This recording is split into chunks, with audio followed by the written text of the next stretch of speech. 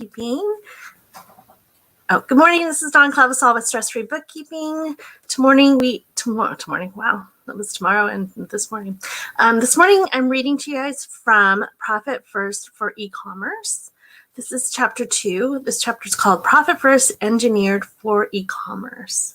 So if you pop in and you need to make any comments or anything, I have my comments over here off to the side. So if you see me looking that way, that's what I'm looking at. If you drop in and you post any comments, you can do that without having allowed StreamYard, which is the tool that I use to stream the videos. Without having that enabled through Facebook, I just won't be able to see your name when you post a comment, which is totally fine. Once I post this to the Facebook group, I can see you and acknowledge that it was you who I was speaking to. So you can go ahead and do that. Otherwise, there are directions in the Facebook group for how to make it so that StreamYard can see actually who you are, and then I know who you are as we are chatting. So keep that in mind. So without further ado, chapter 2, Profit First, Engineered for E-commerce. In the previous chapter, we talked about the 4 common barriers to success commonly faced by e-commerce sellers. The Profit First system is your solution for all 4. Based on our clients' experience, my team and I set out to customize Profit First for our clients and ultimately the e-commerce industry. We set up a system specifically for you. The principles of Profit First stay untouched. It is a sturdy and powerful approach to growing your business. The foundation and method are recapped in this book in an abbreviated form so that you have everything. In the core system, I encourage you to read the Bible first. Profit First. Transform your business from a cash-eating monster to a money-making machine. Or snag the audiobook if you'd rather listen and hear Mike's legendary energy about the concept, as well as some additional stories not found in the book. The Profit First solution doesn't attempt to change who you are or how you behave. That's impossible. The solution sets up a system that channels your existing behavior toward an outcome that serves you. Overview of the Profit First system. 4 core principles of Profit First. In 2012, a report by Bort Van Ittersum and Brian Wensick in the Journal of Consumer Research concluded that the average plate size in America had grown 23% between the years of 1900 and 2012. From 9.6 inches to 11.8 inches. Running the math, the article explains that should increase the plate size. Oh my gosh, I cannot read today. I'm sorry. Let's start over. Running the math, the article explains that should this increase in plate size encourage an individual to consume just 50 more calories per day, that person would put on an extra 5 pounds of weight each year. Year after year, that adds up to a very chunky monkey. But using smaller plates is just one factor. A Twinkie on a small plate is still a Twinkie. They're more to a healthy diet. And based on the 4 concepts of Profit First, are based on these weight loss and nutrition principles. Use small plates. That's like the core. Hold on, my reader is cutting off part of this here, so hold on a minute. Let me back up.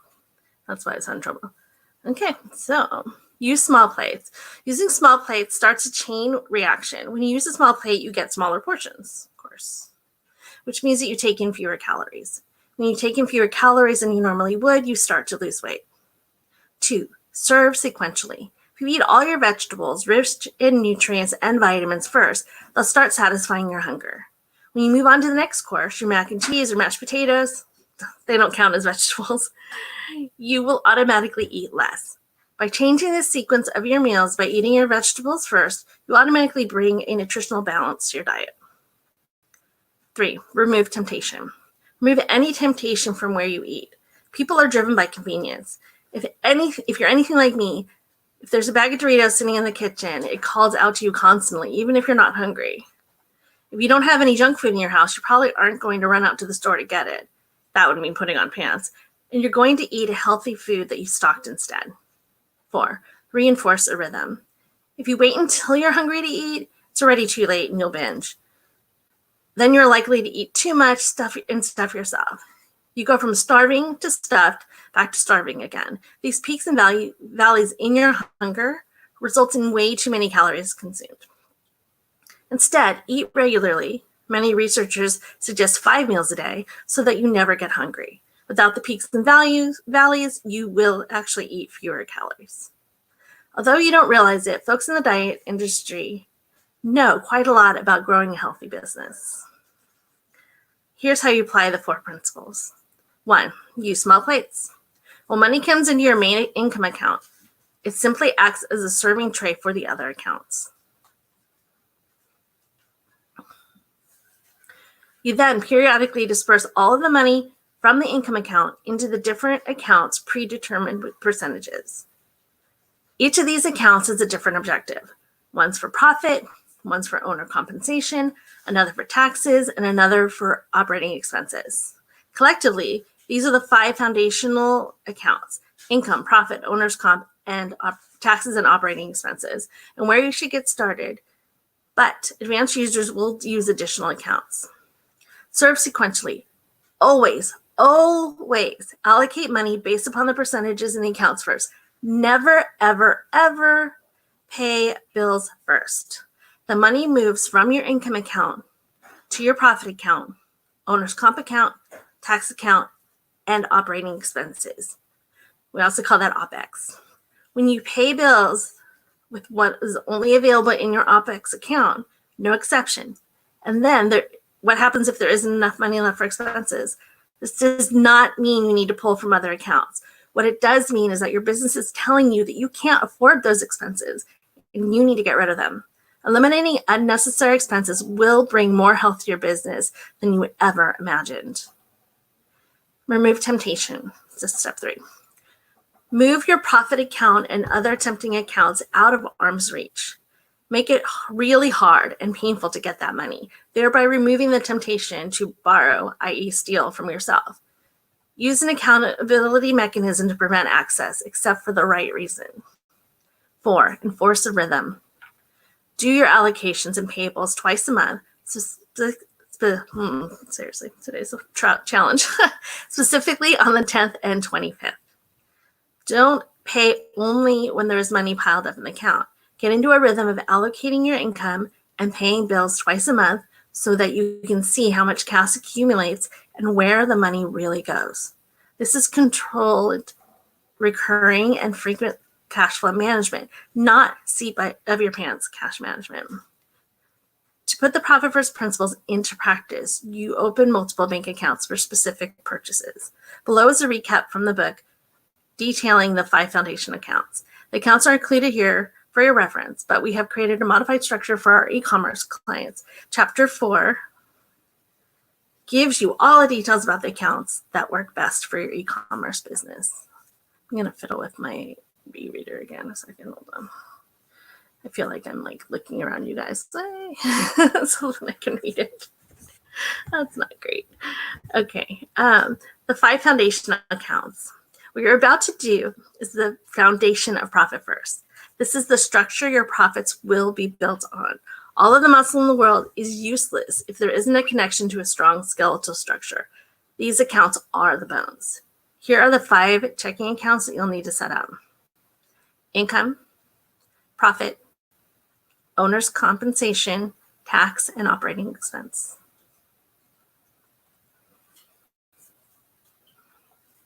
Make sure you set up these as checking accounts. The flexibility offered by checking accounts far outweighs any minuscule interest that you would get by using savings accounts.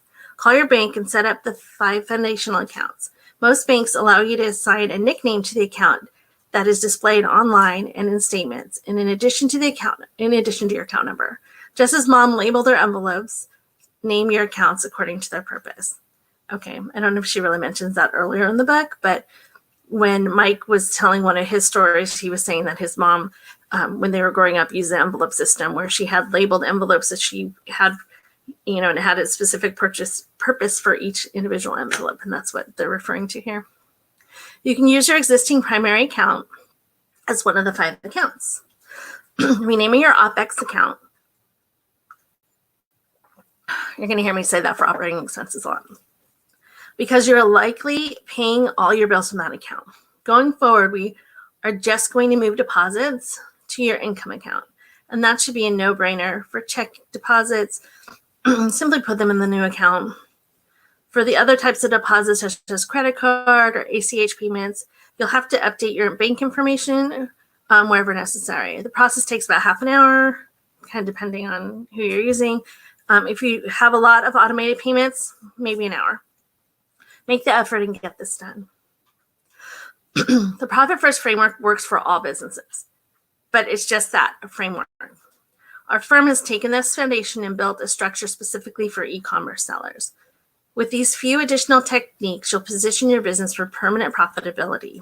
I'll go into greater detail in subsequent chapters, but briefly, e-commerce sellers should make the following changes.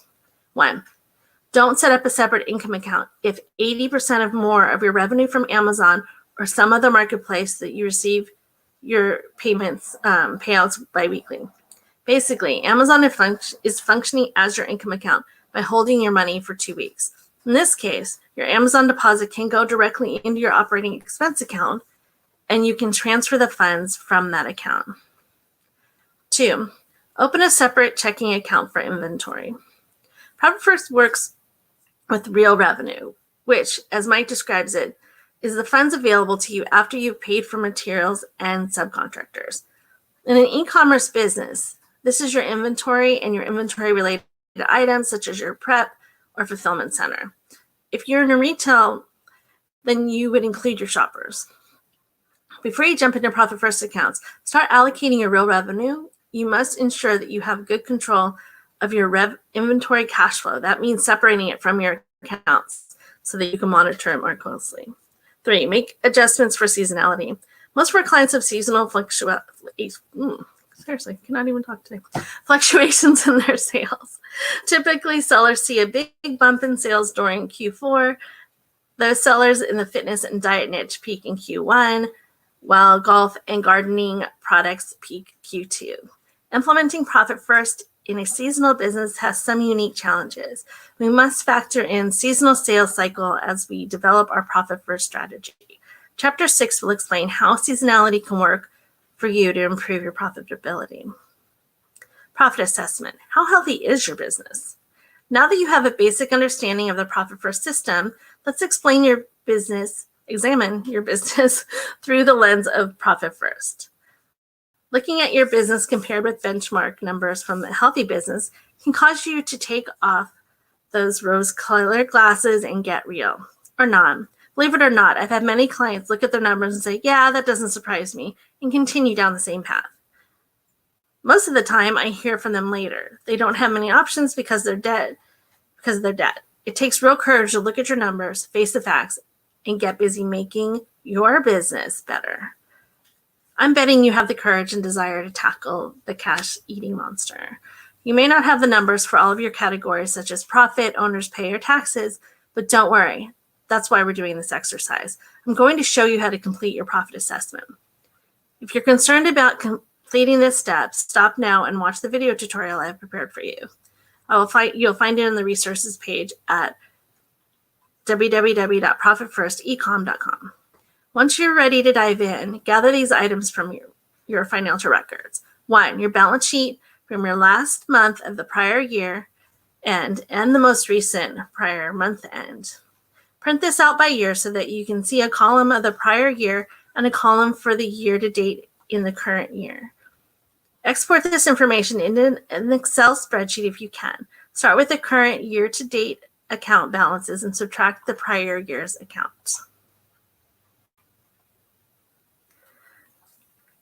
The resulting difference will be used in our assessment. 2, profit and loss, year to date through the prior month end. Note, I'm assuming a calendar year end and cash books or modified cash where inventory purchases hit the balance sheet and entries are made to the profit and loss for cost of goods sold. If your fiscal year end date is different, you need to adjust the date so that you can compare the prior year end numbers with the last completed month of the current year. Be sure that your time period you choose for the profit and loss and the balance sheet is the same. For illustration purposes, I'm going to examine records from January through June 2018. This will require us to pull a profit and loss for the period of January to June 2018, and a balance sheet from December 31st, 2017 to June 30th, 2018, with columns for each year, 2017 and 18. See the example below. So when you guys are in QuickBooks, you can go ahead and tell it to sort by year. It's going to have a default layout for the entire time frame that you pull the report for. But in the corner, I guess on this side, you can choose to sort that report. And one of the options is just sort it by year, sort it by month. So that's what she's talking about here. This is the profit assessment form you'll be completing. You guys have seen this in the course, right? And if you haven't, you can go into the unit sections. We have a profit assessment form in there for you. Okay, below is a description for each box to help you derive each number you will need as you complete the chart. I've also prepared an example of a completed chart and example work papers. You can find them in the descriptions for each box. If the thought of this task has your heart racing and your palms sweating, take a few minutes to check out my video tutorial at www.profitfirstecom.com. It's actually a really good video over there. And the way that she has everything laid out, it does make a lot more sense, I think, than a lot of things that I've seen. So that would be a good resource for you guys. So top line revenue. This is your total revenue from your profit and loss. Inventory. From your balance sheet worksheet, there's a different number for your inventory account between December and June. That number is going to be added to your cost of goods sold number on your profit and loss. Real revenue. This is top line revenue less inventory. Right? So you take that top line revenue, you're going to be subtracting your cost of goods sold number plus, in this case, whatever that difference was for your inventory balance. Look at your balance sheet and take the difference number you calculated from your cash bank accounts. If you have more money in the bank now than you had at the end of the year, this will be a positive number. If you have less, this will be a negative number. Then look at your liabilities. What you owe on credit cards, lines of credit, Amazon, or Cabbage loans must be considered. Take the difference number you calculated and subtract that number you calculated from your bank accounts. This is where it gets hard, because if you pay off your credit cards each month, you may still have a negative profit account number. I often see people that expect future sales to pay their credit cards. This means they have negative real profit, even though they pay off their credit cards each month and the bottom line on their profit and loss is positive. I'm going to read that section again for you. What you owe on credit cards, lines of credit, and Amazon or Cabbage loans must be considered. Take the difference number you calculated. So she's talking about taking the number that you calculated for what's in your bank account from the end of the prior year to the end of the prior month before. So you're going to take that difference. You're going to subtract that number that you calculated for your bank accounts. This is where it gets hard, because if you paid off your credit cards each month, you still have a negative profit number. I often see people that expect future sales to pay off their credit cards. This means that they have negative real profit, right? So we want to take into consideration those lines of credit and your credit cards, because those don't show up on your profit and loss statement. And if you're new to business, it might be a little confusing. I'm not reading right now. I'm just telling you. It might be a little bit confusing to you. I know a lot of business owners expect to see that. But what happens is, as we go along, say you're in construction, you're using your Home Depot card. So you have your Home Depot card and you spend $1,000 this month on the materials and supplies. So that $1,000 does go over to your profit and loss statement, but then the amount that you owe goes on to the balance sheet that she's talking about here. So the balance sheet number, there's still $1,000 you owe. So you were able to take the expense when you made the purchase. However, you still need to spend the money to pay for that. And so what we're doing here, she's taking your entire balance of what the difference between the end of the first year and the end of the last month. Okay, that's how much essentially profit you made, if that's what's cash is still in your bank account. but you have to subtract everything that you owe because that is your real profit. Because if you owe that $1,000 and you had $3,000 in your bank account, you really only have $2,000 because essentially you should be paying that off. So that's what that comes in. That's what that she's talking about. Okay, so owner's pay is the next section. You'll find this in the salary number on your profit and loss, or you may find it as an owner's distribution on the balance sheet, or both. If you're taking both, add the difference number you calculated on the balance sheet to the salary number on your profit and loss. Tax. This is only for state and federal income taxes, not sales tax or franchise taxes, which stay in your operating expense. If you're paying estimated taxes, you should find this on your balance sheet. If you're recording estimated taxes on your profit and loss, use that number. Operating expenses. Start with the expense total from your profit and loss. Reduce the total by any owner's pay or taxes that are included in that number. Hopefully that's straightforward for you guys. After you've added all of this information into the form, take the top line revenue and subtract inventory, profit, owner's pay, tax, and operating expenses from that number. It should equal 0 or be close. If it doesn't, go back and double check your numbers. Look specifically at the balance sheet. You want to make sure that you use the difference calculation for all numbers pulled from the balance sheet. If you used your June year-end number, it will not give you the proper result. So make sure you're calculating that difference for all of the balance sheet accounts.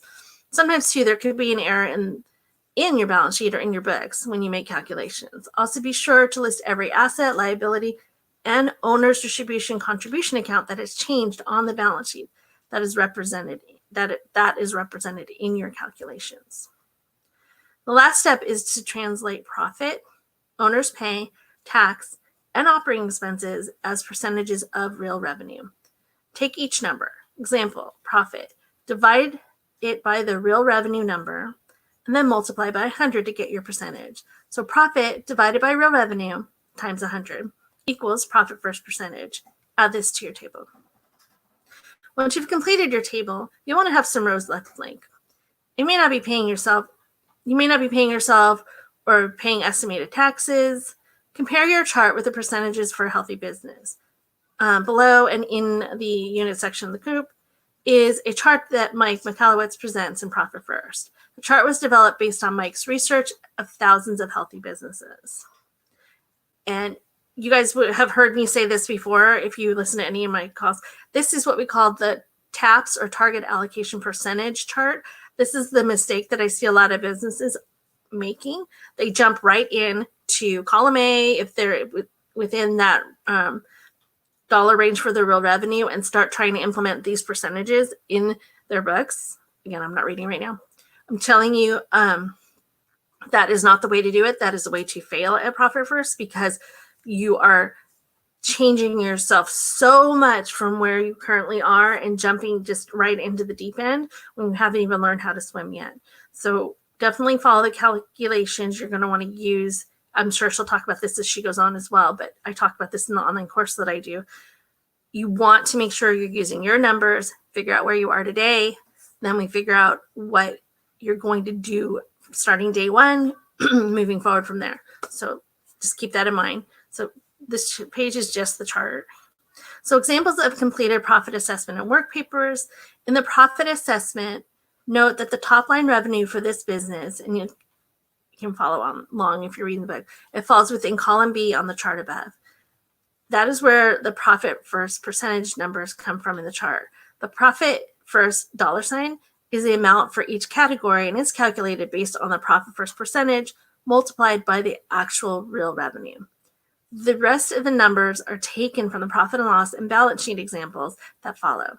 The bleed, you'll see a bleed column at the end, we talked about this before, is the difference based on the actual column compared to the profit first money and represents the opportunity for your business to improve. So that's going to tell you whether you need to increase or decrease what you're doing in certain areas. So her example, again, it's just a profit first chart. It's the profit assessment filled out, and you can do that following her direction on your own. And then it tells you whether you need to increase or decrease. And typically you're going to see especially if this is the first time you're doing this, you're going to see your profit,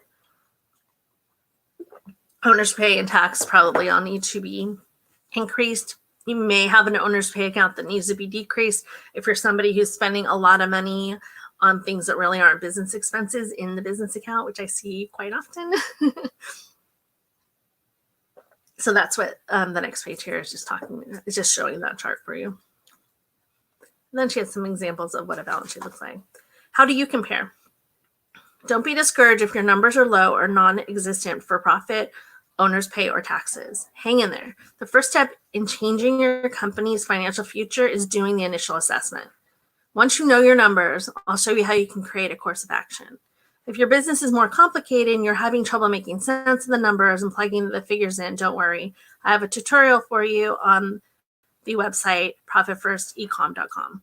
Profit First is also a great resource that gives you much more detail. And if you're stuck, you can reach out to her team, but you can reach out to me and I can help you figure it out.